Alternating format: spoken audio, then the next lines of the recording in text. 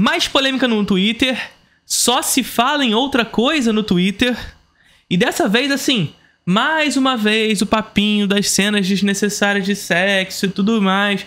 Mas esse papinho agora que surgiu acabou fazendo com que a gente tivesse um outro caminho para uma nova discussão, que eu acho que é importante que a gente traga para cá. Você conhece o Introdução ao Cinema, o curso de cinema contínuo mais charmoso do Brasil. Ao assinar, você tem 1 ano de acesso à plataforma do curso com todas as aulas lá já disponíveis. Linguagem, teoria, história, crítica, política, filosofia relacionada ao cinema. São 2 aulas novas todos os meses, mais as aulas já disponíveis na plataforma. O que você vai encontrar por lá? Obra de arte na era da sua reprodutibilidade técnica, contra-interpretação, cinema como espelho, cinema como olhar, cinema novo, cinema clássico, cinema moderno, tudo. E você pode conferir todas as aulas já disponíveis na plataforma na página do Instagram do curso, @Introdução ao Cinema. E aí vocês vão me dizer, nossa, Felipe, só isso que tem no Introdução ao Cinema? Que absurdo! Pô, cara, tem uma porrada de aula lá disponível pra você, 2 aulas novas todos os meses, e você ainda quer mais. Então toma mais. Além das 2 aulas novas todos os meses, o Introdução ao Cinema também tem uma terceira aula bônus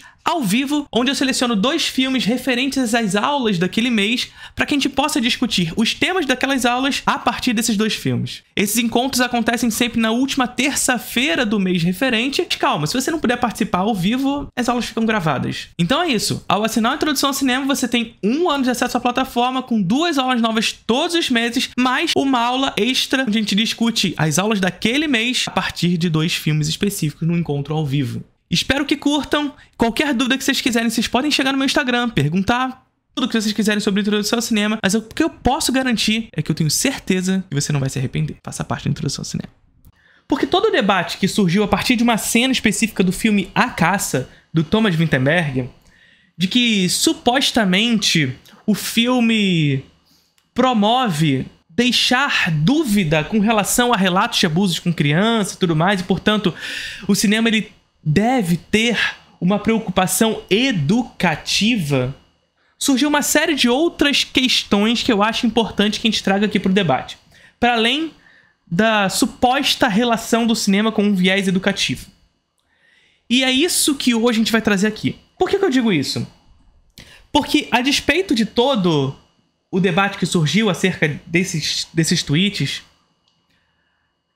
algumas pessoas da cinefilia e críticos de cinema, inclusive, críticos e críticas, comentaram o assunto, só que eu acho que ficou algumas coisas de fora e algumas coisas equivocadas também em alguns desses comentários. Algumas associações, inclusive, que eu acho complicadas, complexas. E é isso que eu quero trazer aqui pra vocês pra gente ampliar esse debate. Lembrando que sempre é importante fazer essa pontuação aqui no início do nosso vídeo. Esse vídeo aqui não é um ataque pessoal a ninguém. Nós estamos ampliando o debate acerca daquilo que foi trazido por alguns desses críticos e críticas na internet e também ao tweet dessas pessoas que falaram sobre a suposta ligação do cinema com uma necessidade de ser educativo. Tá bom? Então vamos lá. Quais são os tweets, Felipe? Olha só o que temos aqui. Tudo começou com esse tweet aqui. Esse aqui foi o primeiro tweet. Olha só. Inclusive, acho esse filme uma bosta e um desfavor. No caso, o filme é A Caça, do Thomas Vinterberg. Filme promovendo duvidar de crianças quando elas relatam abuso. E a quem interessa essa narrativa? Eu acho que assim, tem um comentário, inclusive, que é do querido, do Meio Amargo, o qual eu concordo bastante nesse sentido. É o mesmo tweet, vocês estão vendo, né? Aqui, a galera progressista reproduz a lógica da direita. Acha que todo personagem precisa ser bom e virtuoso, mas o filme nem sempre concorda com seus personagens. E retratar atitudes ruins não significa defendê-las.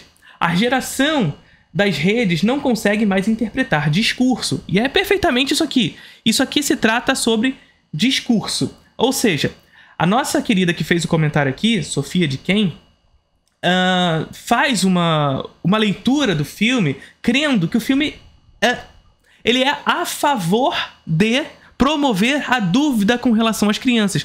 E o cinema não tem esse viés necessariamente de educar alguém. Posteriormente à realização do filme, esse filme pode ser usado como ferramenta educativa. Inclusive, A Caça pode ser utilizado como um filme dessa forma, para debater, inclusive, por exemplo, a dúvida de relatos sobre crianças, por exemplo. Tá ligado? Então, esse debate pode se ampliar para diversos outros caminhos que o nosso querido aqui trouxe. E a partir desse tweet surgiu outras questões. O Matheus da Atlante diz aqui: eu gostaria muito de saber onde surgiu essa necessidade insaciável de ser educado por filmes. De onde tiraram que o cinema deve servir ou promover algum tipo de cartilha ética ou moral? Perfeitamente. O cinema ele não deve nada. O cinema ele não deve educar ninguém. Porque, mais uma vez, o processo educativo, ele não necessariamente ele surge a priori, mas sim a posteriori. E mais do que isso, é ter uma compreensão do que significa educação aqui. Porque educação, ela não é um valor moral previamente concebido como bom. Vocês estão entendendo o que eu quero dizer? Porque esse discurso que coloca a educação como um valor meramente bom acaba implicando num discurso muito próximo do que a direita faz, de fato, em época de eleição, inclusive. Vocês vão abrir... vocês vão nas épocas de eleições e a galera pedindo voto e tudo mais, é sempre pela educação, por isso, por aquilo. Mas que educação é essa? É ter a compreensão de, mais uma vez, que a educação ela não é um valor imparcial, destituído de ideologia. E, por assim dizer, de que educação estamos falando também? Então, o cinema educa? Educa. Com certeza. Mesmo o cinema que não é feito para educar, educa? Educa. Porque não existe imparcialidade nesse lugar. E quando eu digo educar aqui, não é educar tal como uma escola. Mas é esse princípio onde, ao pôr no mundo filme, um filme transmite determinada ideologia, que geralmente, inserido sob um contexto da ideologia dominante pelo qual a indústria da cultura promove, é a ideologia dominante. Percebe o que eu estou dizendo aqui? Que o cinema ele é educativo, ele não precisa ser, mas inevitavelmente ele é educativo. Porque ele reproduz ideologia, e ao reproduzir ideologia, ele reproduz também culturas, hábitos, e que geralmente são os hábitos, culturas da ideologia dominante. Então veja só o que eu quero dizer aqui. Sob uma contextualização de uma suposta liberdade pelo qual o artista deve carregar, a arte deve ser livre e, portanto, ela não tem a necessidade de educar. Concordo. Agora, a arte, ela não é simplesmente livre. A gente precisa discutir, sobretudo aqui, o que é essa tal de liberdade. O que é essa tal de liberdade? Só para contrariar, já nos ensinava. O que é que eu vou fazer com essa tal liberdade? Se estou na solidão pensando em você, eu nunca imaginei sentir tanta saudade. Enfim, só para contrariar, já nos ensinava o que é essa tal de liberdade. Porque o conceito de liberdade, ele é sequestrado pela direita. Eu já contei um caso para vocês que acontecia lá na época da Guerra Fria, lá na década de 50, lá nos Estados Unidos, quando os Estados Unidos fizeram uma série de exposições em museus financiados por grupos privados e pela CIA para expor à população artes livres, em detrimento de outras exposições de artes totalitárias. Eles adoram usar esse termo, de artes totalitárias. E aí, veja, nessas exposições havia o quê?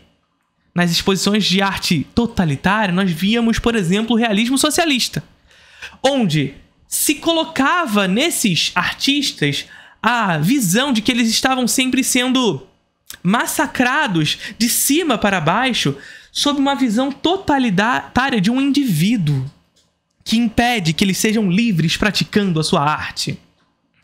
Tá ligado? Enquanto isso, nas exposições de arte livre promovida por esses grupos privados, o que acontecia? Se expunha artistas como Pollock. Então veja só qual é a diferença aqui. Nós estamos expondo artistas do realismo socialista frente a artistas como Pollock. Qual é a diferença entre esses artistas? Qual é a grande diferença entre esses artistas? De um lado, Pollock, um artista que, em suas artes, nós vemos quase como uma destituição do conteúdo. É uma arte quase que só forma. Veja só, eu não estou falando que não tem conteúdo, que não tem mensagem. Mas é uma arte que quase que não há essa mensagem. É uma arte onde a forma se sobrepõe ao conteúdo. Já no realismo socialista, nós temos o oposto. Uma arte onde o conteúdo se sobrepõe à forma, o que não significa que não há forma. O que não significa que não há forma.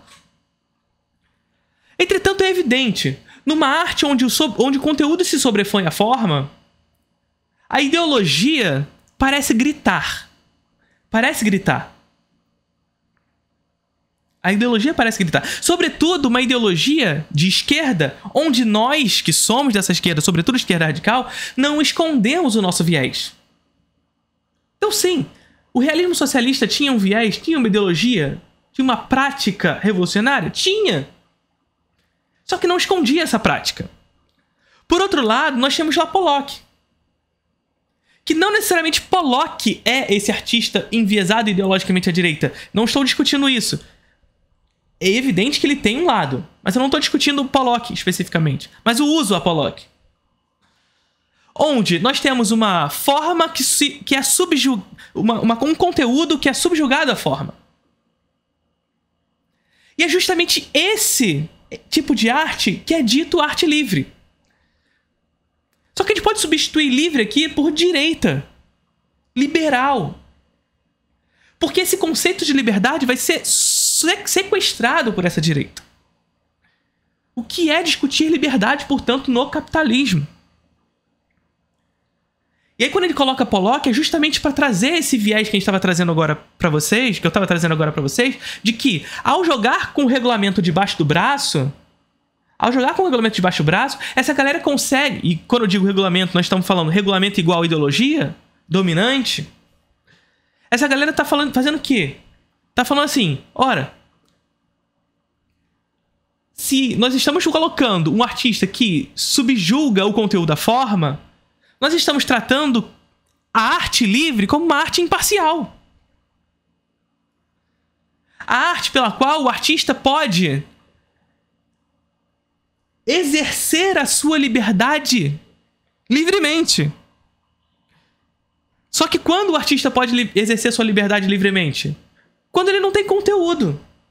Ou quando ele subjuga o conteúdo da sua forma. Você tá entendendo o que eu tô falando? Porque aí, quando o conteúdo está subjugado à forma, o conteúdo ele se esvazia, logo eu posso dizer que é imparcial. Posso dizer que ele é imparcial. Vocês estão entendendo onde eu quero chegar?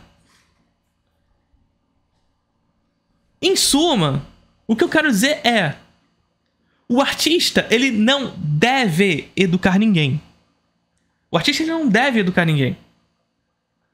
Agora, a gente não pode cair na crença idealista da arte livre, puramente livre. Da arte puramente livre. Porque isso não existe. Não existe, não existiu e não existirá em lugar nenhum do mundo. Nós devemos buscar o mais próximo possível do que significa essa liberdade.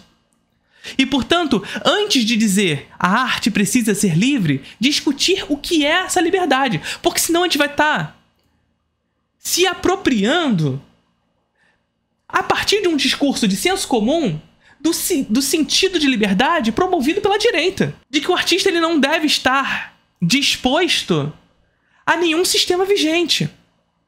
Vocês estão entendendo o que eu estou falando? Isso é imaterial. Isso não tem lastro na realidade. Não houve um momento histórico sequer onde o artista não era submetido a um determinado sistema vigente. Não existe isso. E, portanto, o que a gente precisa discutir, na verdade, é que liberdade nós queremos. O que significa essa liberdade? Mais uma vez, só para contrariar, nos ensinando. Porque esse discurso da liberdade pura é a pior das censuras possíveis. Porque a liberdade, no capitalismo, sob esse viés da liberdade pura pelo qual eles mesmos propagam, a galera da direita, está condicionada pelos meios de produção, pelos meios de comunicação. Só é livre aqueles que têm a condição de ser livre. E quem tem a condição de ser livre é aqueles que possuem os meios de produção, os meios de comunicação, pelo qual os permitem exercer sua liberdade. Aqueles que não possuem os meios de exercer sua liberdade, portanto, não são livres, tal como aqueles que têm os meios de exercê-la. Vocês estão entendendo? Onde eu quero chegar? Então aqui cabe a gente discutir de que liberdade estamos falando. Antes de discutir que a arte precisa ser livre, discutir que liberdade estamos falando. Que contexto, que conceito de liberdade pelo qual estamos transmitindo. É o conceito pelo qual aqueles que detêm os meios de exercer essa liberdade definem o que é a liberdade? Ou aqueles que desejam deter esses meios para entregar àqueles que de fato trabalham esses meios de liberdade? Cabe a gente discutir o conceito de liberdade em primeiro momento. Pra gente não cair na ladainha da direita de que o artista é esse indivíduo livre, descolado da sua realidade, e que por ser descolado da realidade pode realizar tudo. Pode fazer o que bem entender. Não é bem por aí. Agora, evidentemente, a arte ela não precisa educar. Mas ela educa. Ela educa. Agora, o que é essa educação? É de ser a compreensão de que educação aqui não é necessariamente a educação que a gente aprende na escola. É educação no sentido de reproduzir ideologia. Geralmente, a ideologia dominante. A reprodução dessa ideologia dominante. Que produz cultura, reproduz hábitos e tudo mais. Evidentemente, quando eu digo isso tudo, eu não estou corroborando com a bozena do Pato Branco para o Mundo de dizer que, enfim, um filme como A Caça está corroborando com a dúvida com crianças e relatos de crianças de abuso. Não, não tá. Não tá. Um filme que mostra determinada coisa não necessariamente corrobora com a coisa. Não. O cinema não deve nada, mas ele reproduz coisas. Evidentemente. E inevitável, porque todo filme tem ideologia, gente. Todo filme tem ideologia. Carrega uma ideologia. Tá ligado? E aí a grande questão que surgiu, na verdade, disso tudo, a partir desse tweet da bozena, o Matheus publicou isso aqui, veio esse outro sujeito, Ítalo Lee, aqui, e mais uma vez isso não é nenhuma crítica pessoal a ninguém, a gente tá falando sobre as ideias. E ele diz o seguinte: a arte também é entretenimento, mas ela surge com necessidade de abordar temas, denunciar e educar pessoas de coisas que o Estado não é capaz de passar. O cinema foi se tornar banal nas décadas recentes. A ideia original dessa arte sempre foi de educar mediante do entretenimento. E aqui, gente, tá cheio de contextualização equivocada. Assim, a arte também é entretenimento, mas ela surge da necessidade de abordar temas, denunciar e educar pessoas. Não, a arte não nasce dessa necessidade. A arte não nasce dessa necessidade. Não há nada que a gente possa vincular a arte nascer com essa necessidade de educar pessoas que o Estado não é capaz de passar. Agora, o que surgiu desse debate, que eu vi muito rolando na internet, é de algumas pessoas aproximando esse tipo de discurso, querendo dizer que o jovem aqui disse que a arte ela deve estar próxima do Estado e, portanto, essa educação ela tem que ser do Estado, sabe? E aqui existem dois grandes problemas nessa abordagem. Primeiro, discutir o que é Estado. De que Estado nós estamos falando? Tá ligado? Por que eu digo isso? Porque as pessoas, quando fizeram essa crítica, a fizeram vinculando a perspectiva de que é perigoso a arte estar vinculada ao Estado. E é perigoso porque a história já nos mostrou. Dizendo, e aí vem sempre essa cartada, que eu acho muito problemática, que é a cartada do nazismo. Que sempre que a arte esteve próxima ao Estado, teve problema. Olha o nazismo. E eu acho isso um grande problema, porque o nazismo não é o único acontecimento da história onde a arte esteve próxima do Estado. Muito pelo contrário. A arte sempre esteve próxima do Estado. Sempre. Ou os Estados Unidos não... O Estado dos Estados Unidos não frequentemente financia os seus filmes. Ou a União Soviética também, a arte... Havia uma arte oficial e que produziu inúmeras coisas maravilhosas.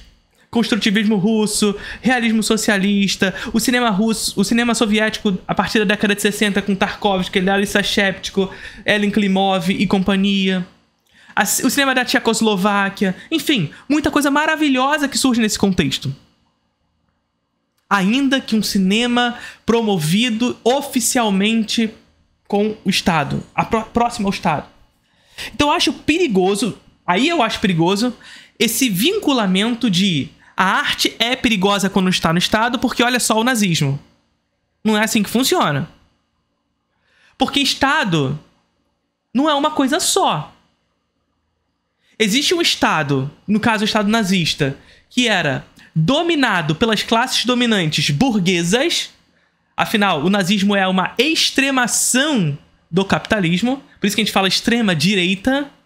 Porque é uma extremação das contradições e dos processos de dominação da classe trabalhadora pela direita. E a gente tem um Estado socialista, que é o oposto.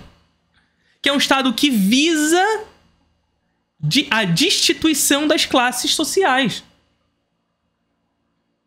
As classes. É um outro Estado. É uma outra parada.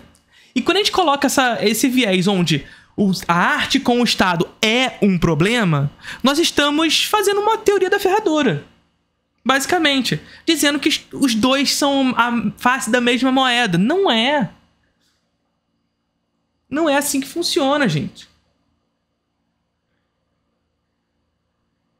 E mais do que isso, é uma percepção, mais uma vez, que cai num idealismo onde se a arte não está vinculada ao Estado, ela está vinculada a quem? Como se, não estando vinculada ao Estado, a arte fosse livre de fato. Também não é. Vocês estão entendendo o que eu estou falando? Quando a gente aproxima essa ideia de que o cinema só é livre, o cinema e a arte só são livres quando não estão sob a tutela do Estado, isso significa dizer que o cinema só seria livre sem esse Estado, logo com quem?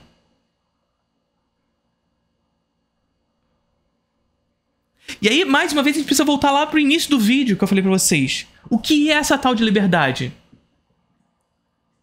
Porque o senso comum nos diz que essa tal de liberdade está nesse suposto ser livre, que a despeito do Estado pode realizar o que ele quiser e, portanto, livre de ideologia. Só que quem faz o filme? Aí vocês vão falar, o indivíduo. E o indivíduo é carregado de ideologia. Mas mais do que isso, esse indivíduo, antes de qualquer coisa, ele precisa bater na porta de um estúdio. E esse estúdio vai decidir se ele faz ou não. O liberal vai dizer, esse estúdio tem a livre opção de escolher se ele quer realizar ou não. E o que a gente da esquerda vai dizer é o seguinte, esse liberal, ele detém os meios de comunicação e, portanto, tendo os meios de comunicação, é mais livre que outros. O que eu quero dizer para vocês é que, destituído ou não do Estado, a arte não é livre. Porque essa ideia de pura liberdade não existe. Destituída do Estado, a arte está sob a tutela da propriedade privada. Cabe a nós discutir, então, na mão de quem estará a arte? Sob a tutela do Estado e do financiamento do Estado aos interesses da classe trabalhadora, porque é isso, é discutir que Estado que a gente quer que esteja com a tutela com a arte com... Vocês entenderam? Ou é o mercado privado que decide e que define os interesses dessa classe trabalhadora? Porque é isso. Se a gente escolher, então, que é o mercado privado que define os interesses da classe trabalhadora e, portanto, do consumidor dessa arte, ora, a gente está definindo aqui e basicamente desistindo da autonomia dessa classe. Da autonomia dessa classe. Porque a gente está definindo, portanto, que quem pauta essa sociedade é a ideologia da classe dominante. Porque é assim que a nossa sociedade é pautada hoje. Mas se a gente define, portanto, que o nosso interesse é que o mercado privado defina os interesses da nossa classe, nós estamos falando, portanto, que é essa classe dominante que define a nossa cultura, os nossos hábitos, o processo educativo da nossa sociedade. E mais uma vez, não, a arte ela não precisa educar, mas a reprodução da arte reflete na cultura. Se reflete na cultura. Materialmente, não existe arte puramente livre. A arte puramente livre reproduz o discurso de uma suposta imparcialidade. Entretanto, o que se reflete na materialidade é que a arte supostamente livre nos demonstra que alguns têm mais liberdades que outros. Por quê? Não existe arte puramente livre. Ou a arte está sob a tutela do Estado, e o Estado são inúmeros, que pode sim ser o Estado fascista, que é a versão extremada do capitalismo, das contradições capitalistas, ou um Estado que é representante da classe trabalhadora como classe hegemônica. Então cabe aqui a gente discutir de que Estado a gente está falando. Cabe a gente discutir que a liberdade, ela pura, não existe. E, portanto, de que liberdade a gente quer falar. Aonde vai estar essa liberdade? A arte ela vai estar sempre sob a tutela de alguém. A arte vai estar sempre sob a tutela de uma ideologia dominante. Cabe saber quem é essa classe que irá dominar esse debate. Tá ligado? Então veja, para finalizar o nosso discurso aqui de hoje, nosso vídeo aqui de hoje. Cuidado, muito cuidado com essa parada de a arte sob a tutela do Estado é perigosa porque olha o nazismo.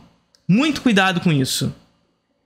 Porque eu posso aqui dizer a arte sob a tutela do mercado privado é muito perigosa porque olha Hollywood.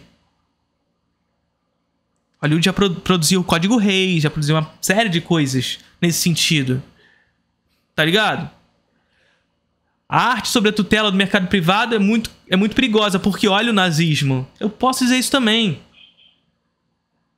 Vocês estão entendendo o que eu tô falando? Então, muito cuidado. Porque a arte sob a tutela do Estado não é um único Estado. É discutir de que Estado nós estamos falando. E a partir disso, discutir a nossa liberdade enquanto artista.